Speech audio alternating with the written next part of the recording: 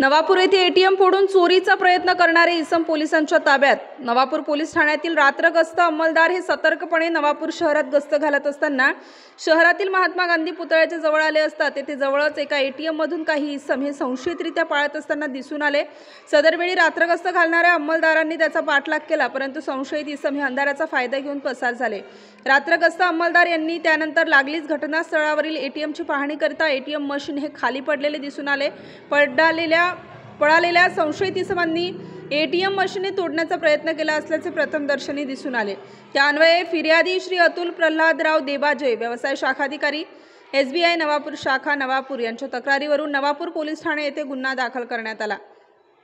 रोजी नवापूर पोलीस ठाण्याचे पोलीस निरीक्षक अभिषेक पाटील यांना गुप्त बातमीदारामार्फत बातमी मिळाली की सदरचा गुन्हा उच्छल गुजरात येथील सुमितभाई गामित, जस्टिन कुमार गामित, ज्योतिन मोना गामित व त्यांच्या साथीदार अशांनी केलाय। नवापूर पोलीस पथकाने मिळालेल्या गोपनीय माहितीच्या आधारे उच्छल गुजरात येथे जाऊन संशयित इसमांचा शोध घेतला असता ते गावात मिळून आले।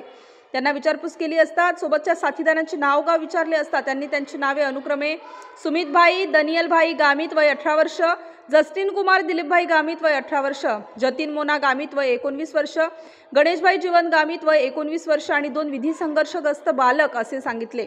अधिकची विचारपूस केली असता त्यांनी सदरचा गुन्हा केल्याची कबुली दिली। तसेच गुन्हा करतेवेळी वापरण्यात आलेली हत्यारेसह 2 मोटारसायकली असा मुद्देमाल जप्त करण्यात आला। पोलिसांना यश मिळाले।